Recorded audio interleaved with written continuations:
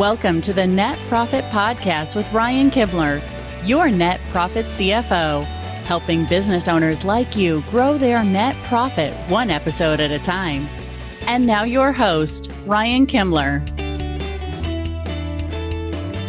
Hello and welcome to another episode of the Net Profit Podcast. I am your host, Ryan Kibler, the Net Profit CFO.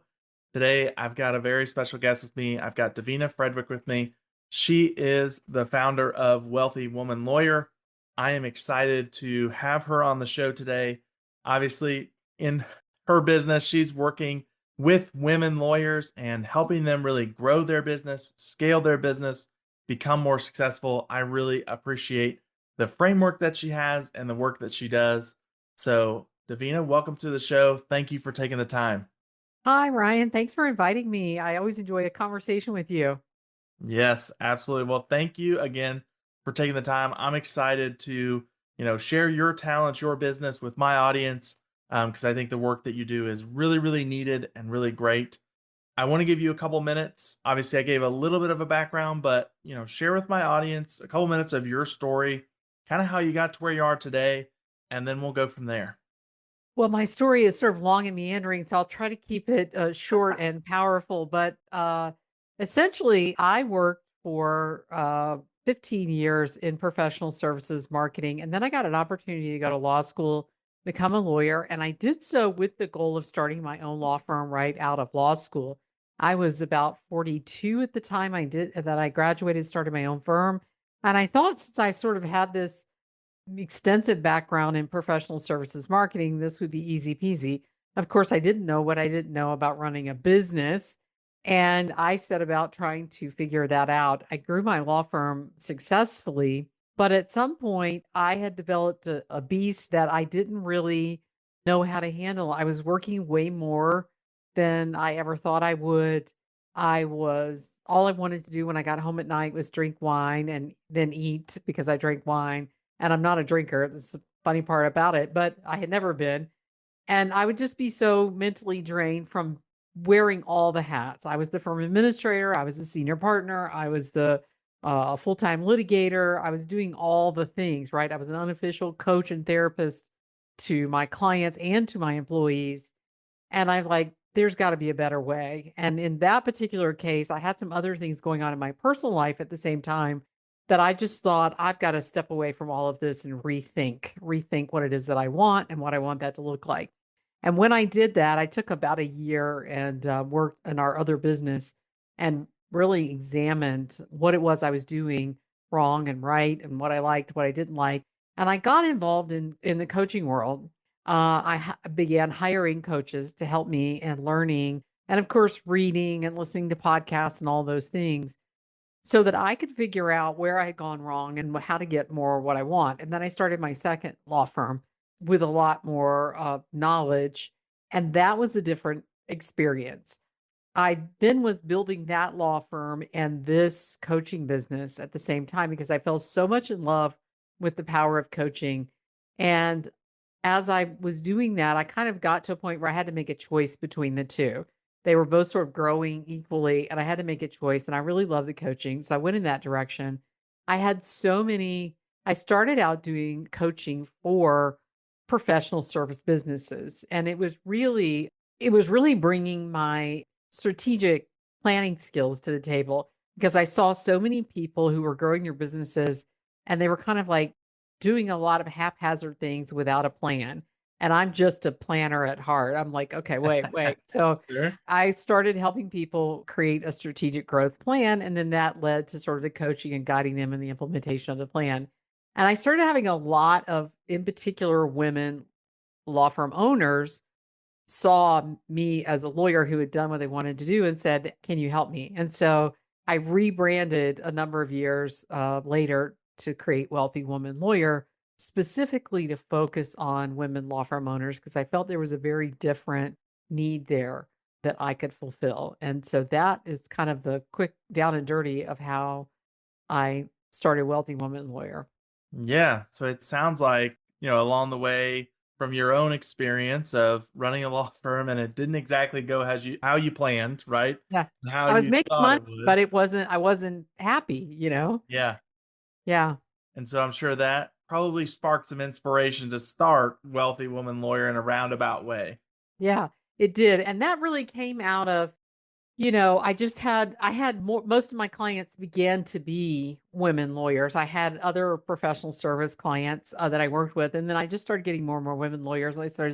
And I just was like, the niching down, right? I just Yep. said, I'm going to, because with my background in marketing, I know that when we really get clear on who our audience is, we speak their language, we're going to be highly attractive to them and highly repellent to people who are not them. And so that is what I chose to do. And I did it because I did at that time. Well, when I started my firm, there wasn't anything like Wealthy Woman Lawyer for Yeah. me. The coaches that I hired throughout were kind of generic. They weren't specializing in law firms in particular. The ones that were specializing in law firms felt cost prohibitive to me. They felt really out of reach. They seemed like they were targeted more toward larger law firms. And I was a bootstrap solo that grew my firm. And I feel like most of us, there's no venture capital in the legal industry. Most of us are bootstrapping. We're starting out on our own. And those years of going solo, I think I don't have any statistics on this. This is just my opinion, right? That a lot of women will stay solo for a lot longer than men will. Men will kind of take on a little bit more risk, bring in partners, grow things.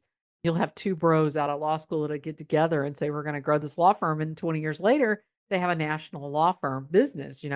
Whereas women tend to be, we're the high achieving woman myth. I mean, we're kind of working there away at it and we'll stay solo for our whole career. And then we'll get to the end of the career and we'll be like, I can't sell it. I don't have an asset I can sell because if I go away, the business goes away. I haven't put enough away for a retirement or for the future. So I've got to work and die at my desk. And this came out of conversations I had with colleagues. And so I really felt there was a need to create something that holds a bigger vision for women lawyers. And says, what if you could have a whole lot more than you do? You could impact a whole lot more people than you do who need good legal services. And you did that by realizing that you don't have to be the doer of all things, Yep. right? Like if you stop being the doer of all things, what if your impact increases tenfold, right? Yeah. But high achieving women, that's our go-to. That's what got us here. That's what got us to be exceptional lawyers is we got all the gold stars. We made all the good grades. We got the scholarships. We did all the things to advance.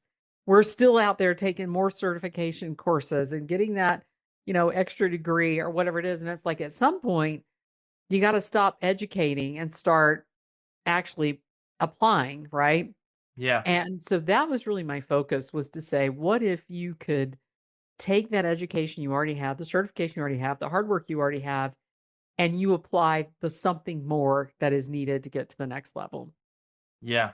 Love that. I mean, I think it's, for business owners that, we're striving to be experts at what we do, like lawyers, like, CFOs like myself, like Right. it's really easy to underestimate what we know. And I, Right. I think we trap ourselves because we realize that we do know a lot and it took us a long time to get there. And at the same time, we also are, most of us are humble enough to recognize all the things we don't know. And so Mm-hmm. that I think leads us to like kind of being trapped and underestimating what we do know. Yeah, yeah. And I think there's a danger of not recognizing what we do know. Let's focus on that and let's bring in other people to help us with what we don't know. So, for For instance, sure. marketing. I mean, I have a background in marketing, right? So Mhm. I know a lot about marketing, but I'm not the best person for every job in my business. So I hire marketers, other people with whole careers and whole degrees and whole amounts of experience instead of trying to myself do handle all the marketing by myself in addition to doing all the other things by myself, right? So Yep. I think that's a trap that we fall into. I know attorneys, we believe that we are smarter than the average bear.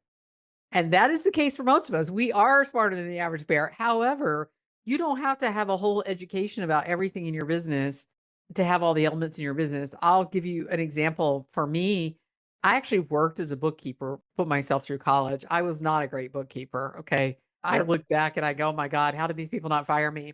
But I do not like bookkeeping. It is not Yeah. something that I like to do. I love to look at financial reports and see my coins stacking up, right? But Yep. I don't love to do the bookkeeping. So I'm going to hire a bookkeeper, right?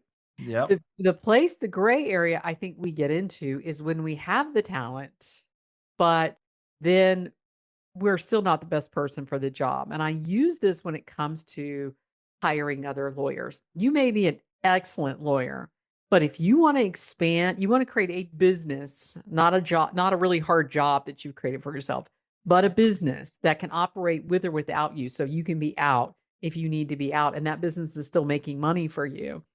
And you want to have more free time to do what you want to do, and you want to have a sellable asset one day, perhaps, right? You have got to realize that there comes a time when you need to be hiring other lawyers. Yes, you know how to lawyer, but maybe the highest and best use of your time at some point becomes mentoring, teaching, coaching, training other associate attorneys to work for you so you can focus on growing the business, rainmaking, whatever it is that's going to move that lever and grow your business to the next level. It doesn't mean that if you love being a lawyer, that you have to stop being a lawyer. And if you are an excellent lawyer, and by far that's the best thing, and you're not capable of running a business, but you own a business, then maybe that person for you is a firm administrator or a director of operations that you're hiring, or a CFO that you're hiring, right? You're hiring those people to help you run the business. But what I find is that, a lot of us are out there plugging away for years doing all the things. Yep. And so I try to, just do my part to preach that you'll enjoy life a little bit more if you stop trying to do all the things that maybe you're not the best person for or you don't enjoy doing, right? And you can do it. You can. There are people out there who will help you, Sure. right? So that's kind of my little mission, my Joan of Arc statement. Yeah. And I like to come at it from an additional angle, right? Is what if, okay, you might be a great lawyer out there, you might be great at doing legal work. What if you actually could hire someone that was better than you? Oh yeah. Oh yeah. That's even Right? better. That's even better. Yeah. You hire Right? people who already have the knowledge. Yep. Yeah. Yeah. That's in my marketing example, like I have a dangerous amount of like marketing knowledge and tech knowledge. Yep. And I have just enough like knowledge to be dangerous in those areas. And in fact, I was just mentioning something to my husband who works as my business manager in this business. And I was saying, oh, I want to do this or that. He goes, why are you going to do that? Because that's not the highest best use of your time. You need but like the habit, Yep. that's smarter than the average bear thing. I think if I just had more time, I could learn how to do this or I could do that because I'm intellectually curious, all those things. But it's not the best move if what my goal is to create a profitable, sustainable, wealth generating business. If that's my goal, yes, I may be able to, I remember back, this tells you how old I am. I used to work for an ad agency back in the 90s and we designed websites. Websites were new, Yep. and there were so many lawyers out there that were solo lawyers who were designing their own websites. And I still see it. I still see it a lot. Solo lawyers, they go, I'll design it myself. Well, you're having to learn a whole new skill. Now it's a lot easier to get a website up than it used to be, right? Sure. But back then, people were learning coding to be able to do Yeah. this. And it's like, this is crazy. What are you doing? Right? But Right. this is not going to move the needle in your business and grow your business if that's what your goal is. For sure. Yeah. I want to dive into, I mean, you really help women lawyers who own their own practice. You really help them scale. And I think we've started to kind of touch on it. I mean, obviously you've got to you can't have your hand in everything. You've got to Yeah. start making choices and not doing everything. But what are some other keys that you would say that you help women lawyers with that really help them scale their business? Right. So I think a lot of times there's a lot of messaging out there about people helping people grow law firms. And I've talked about marketing so far. So some people may think, oh, you do marketing. No, that's not what I do. I actually have a framework that says if you apply this framework, if you pull these levers, you will be able to scale your law firm business to seven figures, multiple seven figures. Because a lot of my clients are kind of in that six-figure range and they're struggling to get over that seven-figure mark. Because what you do at seven figures is not, I mean, at six figures is not going to get you to seven figures. You're going to have to Yeah. make some changes in how you function and how you operate to get a revenue of seven figures or more, multiple seven figures. And so what I'm doing is teaching them that framework to apply to their business and the order to apply it to scale their law firm over seven figures, multiple seven figures. So some of those things are obviously we address the mindset, because one of the challenges that we have is there are a lot of my clients, and I used to be one of them. I come from a middle class background, where I was taught hard work is the answer to everything. Hard work, hard work, hard work. And I think hard work is important. And I think it's something that gets underestimated in today's world, hard Yep. work. But something more is needed beyond hard work if you want to become wealthy, right? What is that something more? Well, it's leverage. So we're looking at, how do I leverage, right? What does that mean? What can I leverage? I can leverage my time. I can leverage a team. I can leverage systems. And what's wonderful these days is we have so much great automation out there, right? That we can apply. But there's all kinds of things that we can leverage to scale, but we have to first shift our mindset around that and say, hard work got me here, but I keep working harder, harder, harder. And how much harder can I realistically work at this point? Because I'm already working my guts out.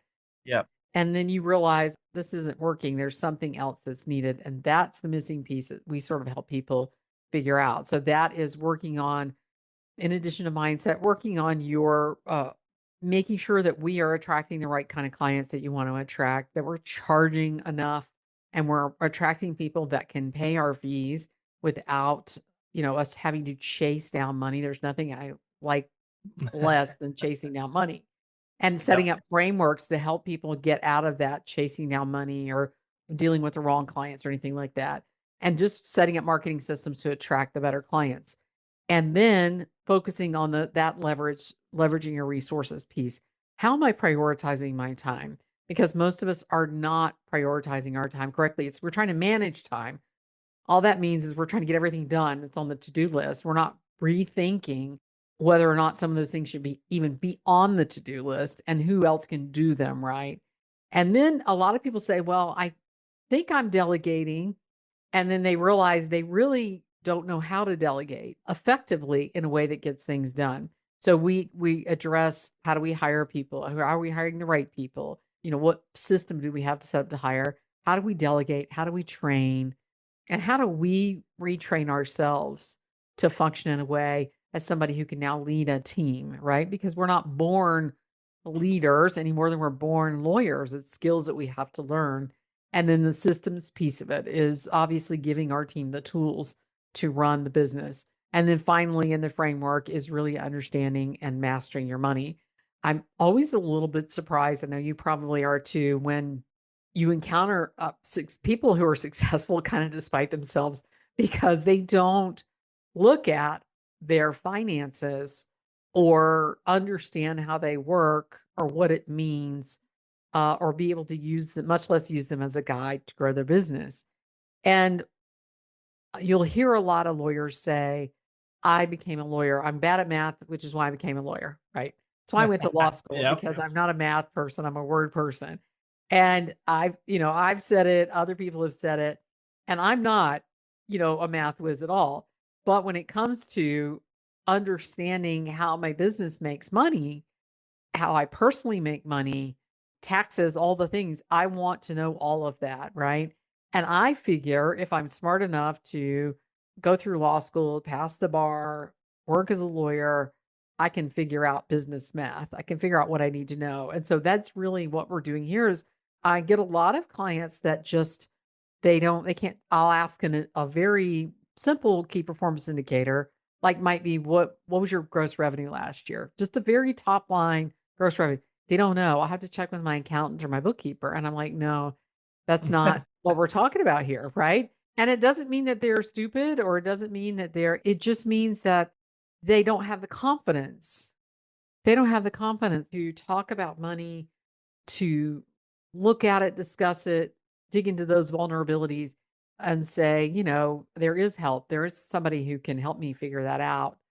And it's really not as difficult as I think it is. Like, Yep. for us non-math people, math can make us feel really stupid, right? So we're really there to say, you're not stupid. You just don't know what you don't know, right? And Sure. and then all of that together uh, changes at various times as we're growing the firm, depending on where people are. So some people may come to us and they just haven't even hired their first staff person. And then there are other people who come to us and they're like, okay, I've been working with great paralegals for years, but I've never hired a lawyer. And they have fear around hiring a lawyer. And so we're discussing, okay, what do we do? What are the baby steps to hiring a lawyer? How do we Yep. get there? And we're working on the mindset as we're working on the systems for hiring lawyers, training lawyers, managing lawyers, whatever, that kind of thing.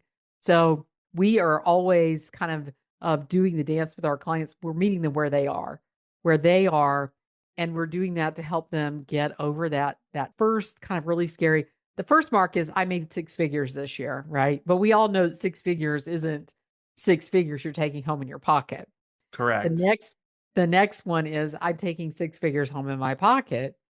And I'm Yep. surprised how many people are making pretty close to 1 million and they're not taking home 6 figures. So we make those adjustments as well, right? How do you manage your money so you're actually taking home some money? And then sort of how to get over that million, and then how to get into the multiple millions. So those are kind of the different stages that we walk people through. Yeah. Love it. Very strong framework. And I Yeah. think, from my experience, in working with lawyers as well, I mean, you're definitely hitting on, some of the challenge points for sure as they're growing, the challenges they're going to run into. And I really, really like that framework. And I completely agree with you. Sometimes I am surprised about, just lawyers not knowing what their numbers are or where their numbers are, right?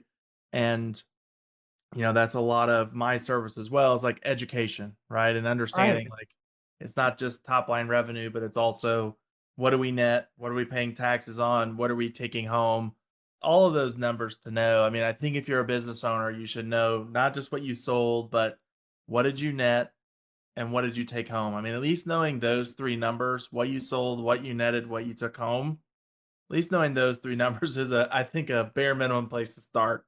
Yeah, yeah, and it's amazing.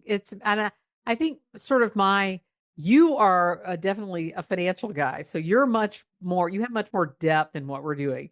What I'm working with is helping them uh, develop the confidence and know what questions to ask, know where to start, know how to get that, know how to hire certain people at Yep. 'cause a lot of people don't know. You and I've talked recently about your financial team, who all should be on your financial team and what that looks like.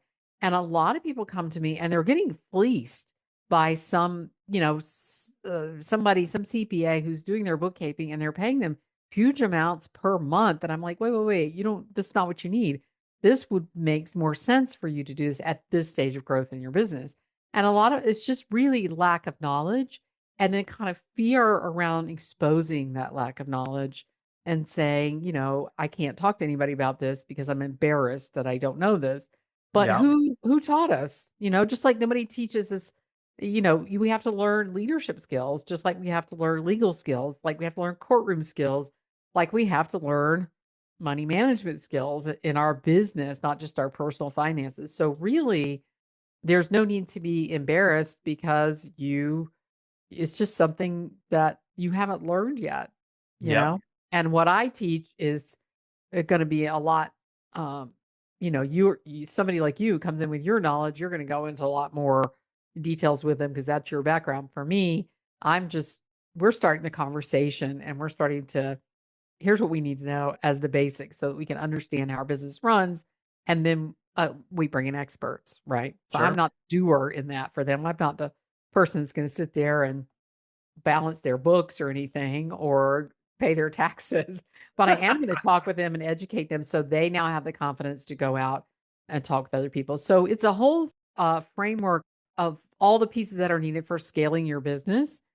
And that education alone is just eye-opening for people. Yep. And they start to realize, oh, this is how I make more money.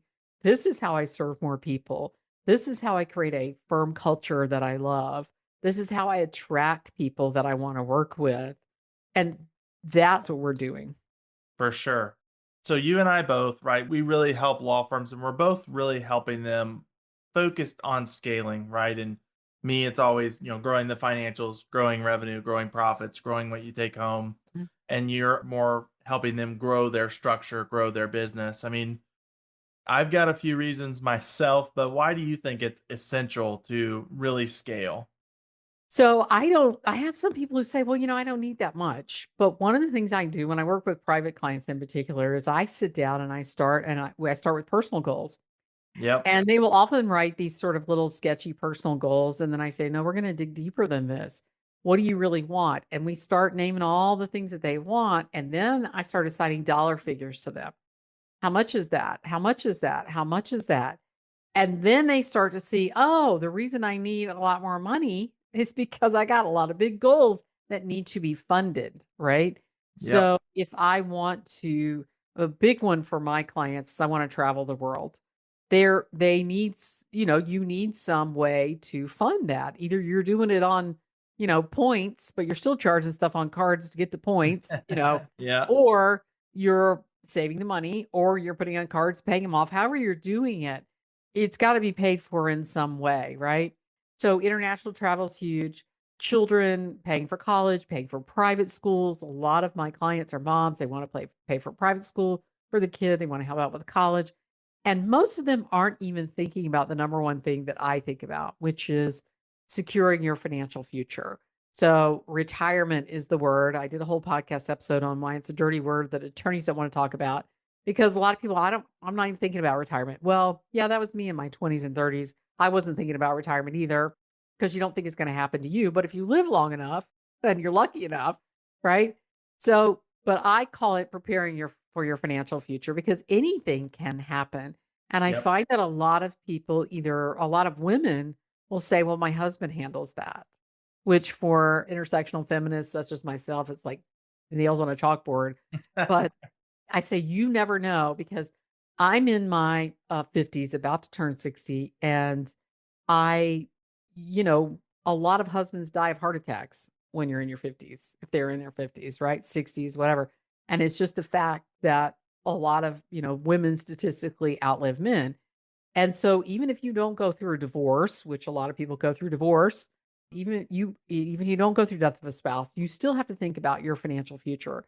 So it's very important for me to shine a light on that for them and say, all the things you're wanting to do, you kind of have them out there on a wish list that it will just happen.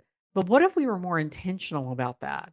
What if we said, I need to if I create a wealth generating business, I could take care of my family the way I want to. I can enjoy my life the way I want to. I can protect myself for in the future financially and my family. I can protect my employees so that there's something, if I get taken out, there's a business that still operates without me.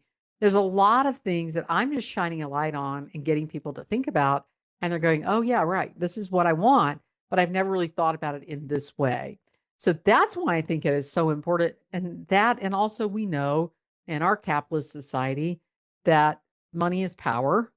The more financially secure we are, the more options we're going to have, the more resources we have, the more we'll be able to live the kind of life we want to live. It's really that hierarchy of needs that we want to get to that level of self-actualization. And we have more opportunities if we have the independence that having your own money provides. So that's really what I'm about. Now, some people, don't think that way or don't align with that or think there's another way to get there. For me, I'm just using the tool of a business, in this case, a law firm business, and saying we're using this as a tool to get you what you want. All right. In addition to that, also, you get to do really fulfilling work. You get to make a difference in the world. You get to serve more people, help more people who need great attorneys, because We need a lot more people served by great attorneys in this day and age. So that's my long-winded answer to that question. For sure. No, I completely agree with those reasons. I mean, and you're providing jobs too. More jobs, the bigger you grow your Right. business. And I would also say not just jobs, but also if you build a sustainable business, you are providing security for those people who are really good team members for you, who For really sure. love you, love working with you, love your work environment you're creating, love what you're doing, love the work that they do. You're creating a job security for them and a financial security for them so they can build their financial security to protect their families and do things. So it is Yeah. a ripple effect, right? For sure. Yeah. And I love all the reasons that you gave. And I think, as you scale, you talked about this, but you really are building an asset, right? And if you can get it to a place where it's not reliant upon you, then, there's peace of mind there, right? That's definitely something I'm working towards. What if I was hit by a bus tomorrow, right? Like, can Right. the business go on and live on its own and provide an income for my family even after I'm gone, right? I mean, obviously, you can protect yourself with insurance and things like that, but having something that is still living and still grows and is ongoing is much better, in my opinion, than just a one-time insurance Yeah. payout. Yeah. Yeah. And then I also think there's legacy is a Yeah. piece. I don't have children. I have two beautiful nephews. People hear me talk about them all the time, but I don't have children. The legacy piece is not as important for me, but for a lot of my clients, it is important because they want to build generational wealth. They want to have something that they could bring their children into. They want to, really be create something that moves their larger family tree Yeah. into a different place than maybe the way they grew up or their parents grew up or their grandparents move up. So there's a lot had growing up. So there's a lot of reasons why. What I do is I try to get my clients to think more deeply about why they want this. And so some of them, so for people who don't want it, then they're not my ideal client, right? They're going to be people Yeah. who have different dreams and different viewpoints, different ways. So they're not going to want to work with me. They're going to go, Davina, you don't know what you're talking about. And that's fine. That's more power to them. But for the people who resonate with what I'm saying, I'm just there to say there is a way. You can do this. And I think based on what you're telling me that you want, you must do this, Yeah. right? Because this is the vehicle you have that you've worked so hard to get and create. So let's use it to help you with all those dreams that you have. For sure. Yeah, I would encourage my audience, rewind the last couple of minutes, really think on that, right? Yeah. And I want to kind of wrap this up. Davina, where is the best place for my audience to go to get connected with you? I know you've got your own podcast and obviously your own coaching business. Where's the best place for them to go and get connected with you and start working with you? Great. So the first thing I would say, if you love podcasts, like I'm a big podcast junkie, if you love podcasts, add Wealthy Woman Lawyer to your rotation. We've been doing it for about 6 years now, and we get a lot of great feedback on our podcast. So that would be first and foremost, Wealthy Woman Lawyer website. There's a lot of resources there and ways to connect with me. You can book a call with me, or you can watch one of my trainings, my masterclass. Have a masterclass coming out soon. I do them frequently. I think by the time this is published, that masterclass will be over, but I will have another one on my calendar. You can find that information usually on my website, or you can follow me on Instagram. I am on LinkedIn. I tend not to be as big of a LinkedIn person as other people. I like to play on Facebook and Instagram. Instagram's a fun place to follow me because I have a wonderful social media team that helps me create some really creative content there. So it's just a fun thing if you like Instagram. Love it. Love it. Thank you so much. We will make sure that we get a lot of those links, website and podcast links and all that down in the show notes for our listeners. And thank you again for taking the time and coming on the show. Thanks for inviting me, Ryan. I really enjoyed it. Absolutely. Well, until next time, everybody, go accelerate your profits. See ya. Thank you for listening to the Net Profit Podcast with Ryan Kimler.